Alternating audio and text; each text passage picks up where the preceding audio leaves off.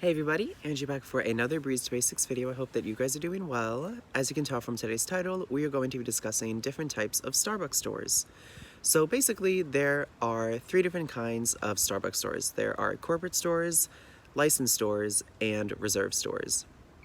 And there are a few kind of different, I guess you could call them like subsets of the reserve stores. So I'll go ahead and explain more details when we get to that point.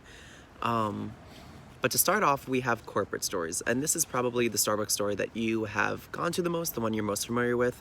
These are ones that are standalone, they have their own location.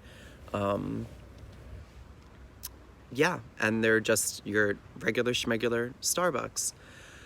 Now, they are very similar to licensed stores. However, the main difference is that obviously the licensed stores are licensed. So these are the kinds of stores that you will find, for example, in like a Barnes and Noble, or I know there are certain supermarkets that have Starbucks in them, or like the Starbucks in airports, for example. These are all licensed stores.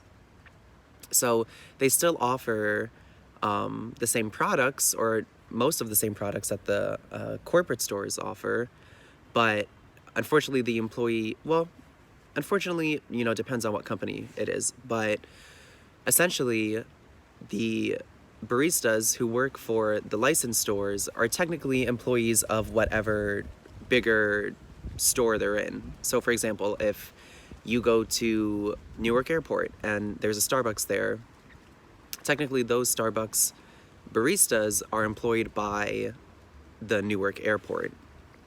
So they don't necessarily receive the same pay that, for example, a corporate Starbucks store in Newark would receive. And this also means that these licensed stores, the baristas at these licensed stores, don't necessarily reap the same benefits that corporate Starbucks partners reap. For example, they don't receive stock options through the company. They don't have partner numbers, things like that.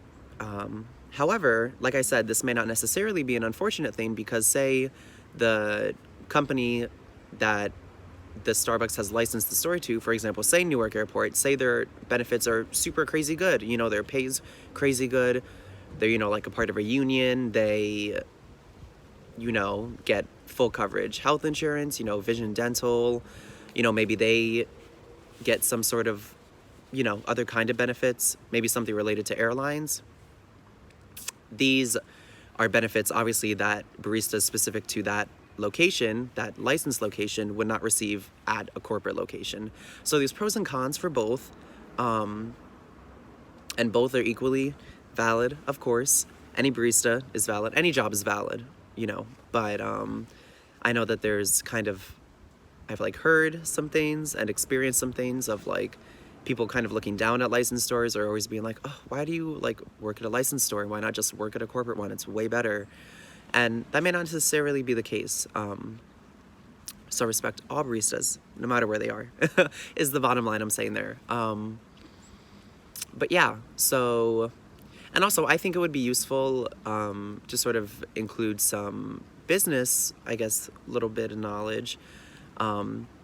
The reason why Starbucks does licensed stores and not franchises, for example, Dunkin' Donuts does, or McDonald's is the biggest example of this, owning franchises. Starbucks decides to do licensed stores as opposed to franchises because it still allows the company, the corporation, to basically, they still have a lot of power over how the licensed stores operate because they're still owned by the company.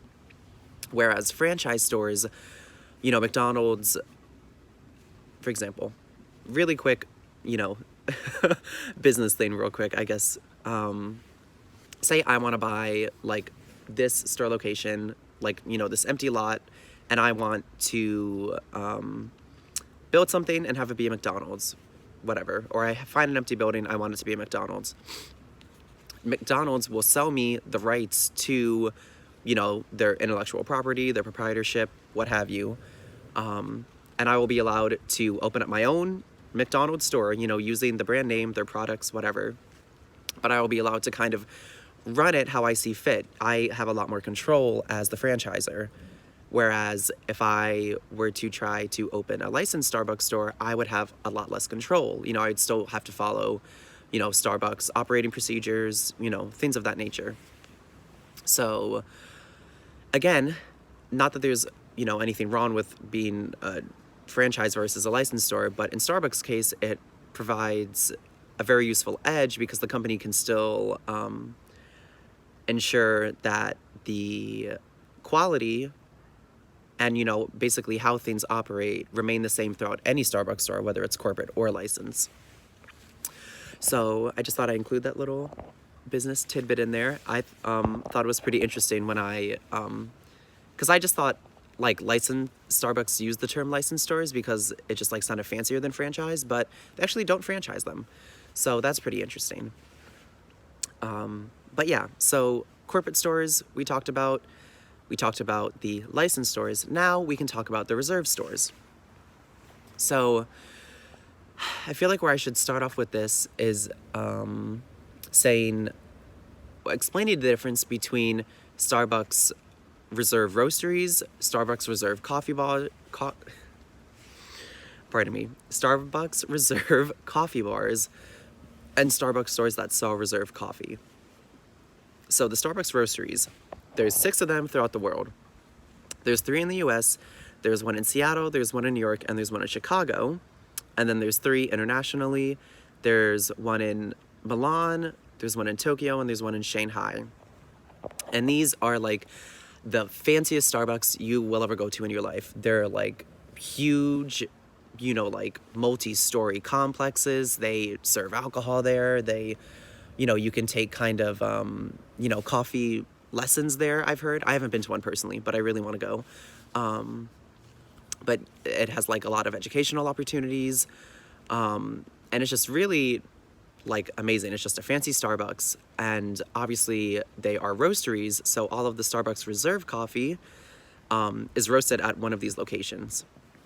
So it's like very exclusive, you know, very like fancy, which is why I really want to go because it sounds super cool. But yeah, so those are like the super fancy, like megaplex kind of Starbuckses. These are like creme de la creme Starbuckses, the Reserve Roasteries.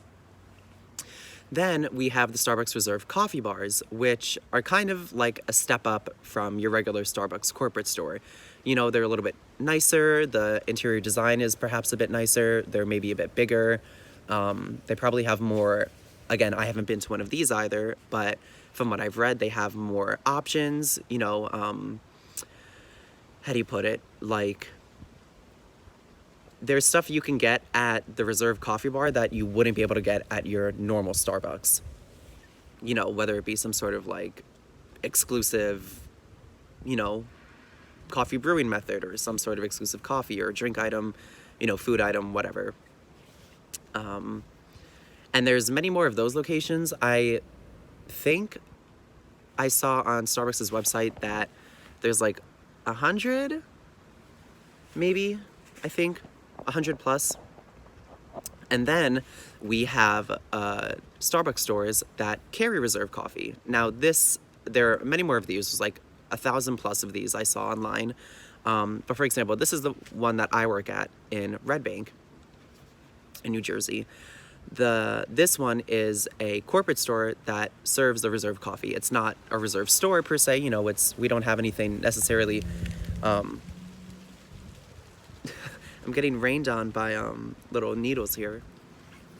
I totally lost my train of thought there. So we don't have like all of the fancy stuff that like the coffee bar, the Reserve coffee bars do, and certainly not that the roasteries do. But we do serve the Reserve coffee, which is something that not all corporate Starbucks locations have in common. So that's pretty cool. We get to have the Clover machine, which I've done a video about in the past. Very fancy, still love it. Yeah, and that's about it. I hope you guys enjoyed the video. I hope that you learned something useful or something interesting. If you... Oh, sorry, I'm getting ahead of myself. I miss a day. I do this on Thursday instead of Wednesday, and suddenly my mind, I can't even remember what I say anymore. I hope that you guys are staying safe, sane, healthy, entertained, and motivated. if you are protesting, I hope you're staying extra, extra, super duper safe. Please make sure to have an emergency contact or two on standby in case something goes wrong, you know, something happens. It's always good to have backup, you know, somebody in your corner to help you out. I haven't really been hearing a lot, like on social media, for example, about protests, but I'm sure they're still going on, so I'm going to continue saying it, because I feel like it's an important message to share. And yeah, that's it. Thanks so much for checking the video out. I hope you guys have a great day, and I will see you next week. Take care. Bye-bye.